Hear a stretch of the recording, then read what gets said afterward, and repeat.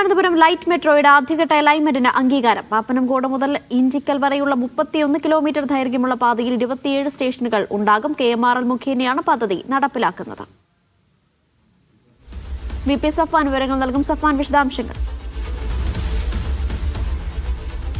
Aneesha, Thiruvananthapuram metro rail പദ്ധതിയുടെ ആദ്യഘട്ട അലൈൻമെന്റിനാണ് മുഖ്യമന്ത്രി പിണറായി വിജയൻ ഇപ്പോൾ അംഗീകാരം നൽകിയിരിക്കുന്നത്.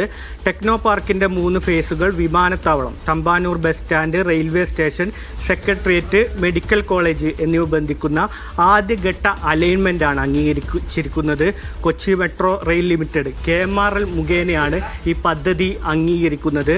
പാപ്പനംകോട് നിന്ന് ആരംഭിച്ച് കിള്ളിപ്പാലം, പാളയം, ശ്രീകാര്യം, കഴക്കൂട്ടം, ടെക്നോ പാർക്ക്, കൊച്ചുവേളി വിമാനത്താവളം വഴി ഈഞ്ചിക്കലിൽ അവസാനിപ്പിക്കുന്നതാണ് പദ്ധതി. 31 കിലോമീറ്റർ ദൈർഘ്യമുള്ള പാതയിൽ 27 സ്റ്റേഷനുകൾ ഉണ്ടായിരിക്കും. കഴക്കൂട്ടം, ടെക്നോ പാർക്ക്, കാര്യവട്ടം എന്നിവയായിരിക്കും ഇന്റർചേഞ്ച് പദ്ധതികൾ. നേരത്തെ തന്നെ ഇതുമായി ബന്ധപ്പെട്ടുള്ള പ്രവർത്തനങ്ങൾ സംസ്ഥാന സർക്കാർ ആരംഭിച്ചിരുന്നു.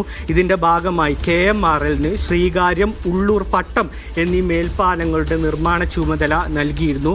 ഇതിൽ ശ്രീകാര്യം മേൽപ്പാലത്തിന്റെ പദ്ധതികൾ അതിവേഗത്തിൽ പുരോഗമിക്കുകയാണ്. ഇതിനിടയിലാണ് തിരുവനന്തപുരം നഗരത്തിന്റെ മുഖച്ഛായ തന്നെ മാറ്റുന്ന ഒരു പദ്ധതിയുടെ പ്രഖ്യാപനം, ആദ്യ അലൈൻമെന്റിന്റെ പ്രഖ്യാപനം മുഖ്യമന്ത്രി പിണറായി വിജയൻ നടത്തിയിരിക്കുന്നത്. അനീഷ.